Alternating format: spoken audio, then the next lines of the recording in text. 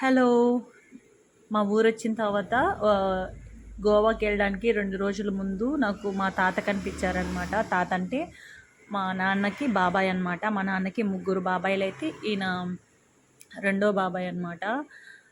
పక్కిళ్ళు పట్టుకొని వస్తా ఉంటే నేను చెప్పాను, నాకు ఎప్పటి నుంచో పక్కిళ్ళు తినాలని ఉంది తాత, నా కోసం పట్టుకొస్తారా అంటే నెక్స్ట్ డేనే వెళ్ళారనమాట. నార్మల్గా అయితే ఒక వాళ్ళ తీసుకెళ్తారంట, ఒక వాళ్ళకి కాకపోతే ఇంకొక వాళ్ళకైనా పడుతుందని చెప్పేసి 2 వలలు పట్టుకెళ్ళి నా కోసం అని చెప్పి పక్కిళ్ళు తెచ్చారు. సో అవి తీసుకోవడానికి అయితే వచ్చాను.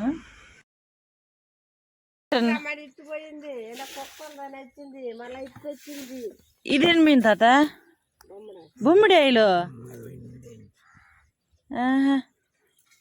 ఎప్పుడు పాకలేనా పేల్చినారు బొమ్మిడాయి బొమ్మిడాయి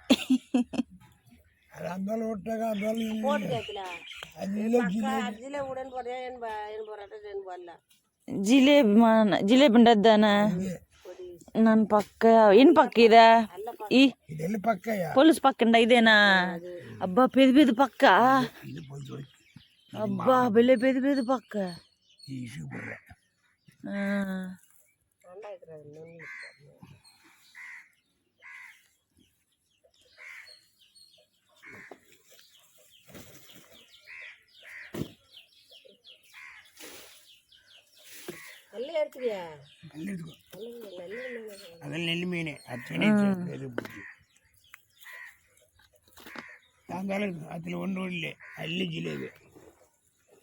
ಹೆಂಗ ಅಂಶರುಲೇನಾ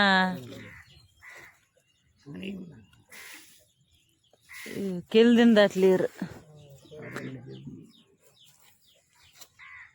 2 కెల్దీరు మిగతాదా ఇసుగు బుర్రి రావు కూడా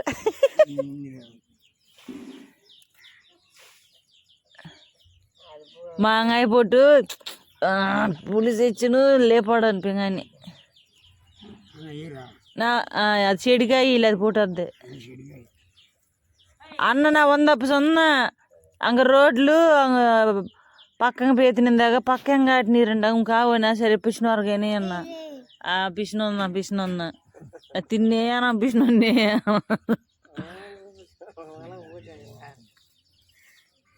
జిలేబీ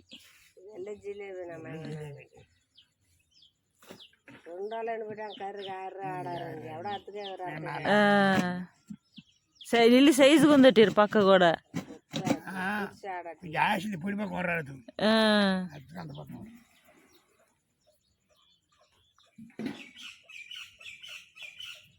బో మిదిలినట్టు నీరు అత్తిలే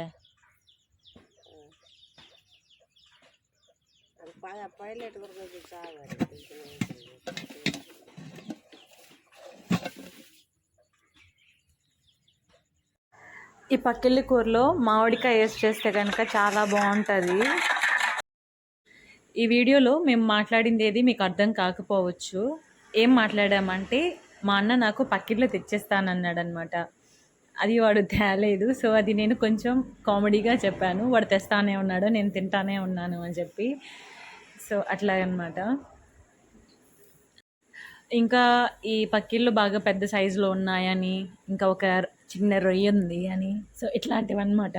మా అవ్వేమంటే వాళ్ళ చెట్టుకి మామిడికాయలు ఉన్నాయన్నమాట, అంటు మామిడికాయలు. అవి తీసుకెళ్ళమనింది కూరలో వేయడానికి. నేనుండి లేదు అక్కడ అమ్మ వాళ్ళ చెట్టుకు కూడా ఉన్నాయి, అది వేస్తానని చెప్పన్నాను.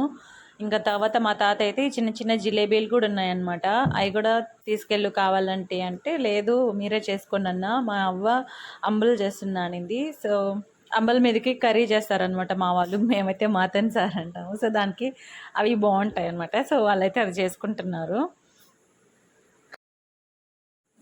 గోవాకి వచ్చే ముందు రోజు వెళ్ళాను అనమాట వాళ్ళ ఇంటికి మామిడికాయల కోసం అని. వెళ్తే వాళ్ళు ఎవరు లేరు ఇంటి దగ్గర. సో ఎట్లాగా అని చెప్పేసి ఒక 2 మామిడికాయలు తెచ్చుకున్నాను, వాళ్ళకి చెప్పొచ్చులే అని చెప్పేసి. వాటిని బాగా చిన్న చిన్న ముక్కలుగా చేసేసి ఇంకా ఫ్రీజర్లో పెట్టి ఫ్రీజ్ చేసేసుకున్నాను. ఎప్పుడు కర్రీ చేసినా ఒక 4 ముక్కలు తీసి దాంట్లో వేసుకుంటే సరిపోతుంది అనమాట. ఫ్లేవర్ ఏమీ అంత చేంజ్ ఉండదు, ఎలా ఉందో అలాగే ఉంటుంది. ఏమైందంటే సేమ్ డేనే మేము మా వదిన్ని ఇంకా మా బుడ్డోడిని చూడడానికైతే అక్కడ వాళ్ళ అమ్మ వాళ్ళ ఊరు వెళ్ళామన్నమాట, వదిన వాళ్ళ అమ్మ వాళ్ళ ఊరికి. సో ఏం చేసామంటే కర్రీ చేసి పెట్టేసి వెళ్ళి ఇంకా ఈవినింగ్ వచ్చాం కదా, సో నైట్ డిన్నర్లోకి తిన్నాము. చెప్పాను కదా మామిడికాయ చెట్టు ఉందని చెప్పేసి. దాంతో పాటు పెద్ద సపోటా చెట్టు ఇది మేము చిన్నప్పటి నుంచి ఉందన్నమాట. ఇప్పుడైతే బాగా పెద్దదైపోయింది, ముసిలిది అయిపోయినట్టుంది. కాయలు అయితే తక్కువ అయిపోయాయి. ఇంకా ఏదన్నా కాసినా కూడా ఈ ఉడతలు పిచ్చుకలు అయ్యే తింటున్నాయంట, అంటే మోస్ట్లీ. దాని పక్కన ఇంకొక చెట్టు కూడా ఉంది, అది అంత పెద్దదేం కాదు, అంత ఓల్డ్ కూడా కాదు. ఇంకా ఇదే అనమాట మామిడికాయ చెట్టు, ఇంకా నిమ్మకాయ చెట్లు కూడా ఉన్నాయి. ఇది వచ్చేసి ఇంకొక నిమ్మకాయ. మేము దీన్ని అయితే మా స్కూల్లో ఉన్నప్పుడు దీన్ని గజ్జి నిమ్మకాయలు అంటారు, లేదంటే కిచిడి అని కూడా అంటారు. ఆ తొక్క అయితే చాలా తిమ్మిరిగా ఉంటుంది అన్నమాట. కానీ కాయ పండితే గనక అసలుకి మనం వందలు పెట్టే ఆరెంజెస్ కూడా దీనికి సరితూగు, అంత టేస్టీగా ఉంటుంది. ఇంకా ఈ చేపల్ని క్లీన్ చేసింది అయితే మా అత్తమ్మ అనమాట. వేరే పని మీద అయితే ఇక్కడికి వచ్చారు మా అమ్మ వాళ్ళ ఊరికి. సో వాళ్ళు చేసి ఇచ్చారు, నేను దాన్ని క్లీన్ చేశాను, మా అమ్మ కూర చేసింది. Thank you for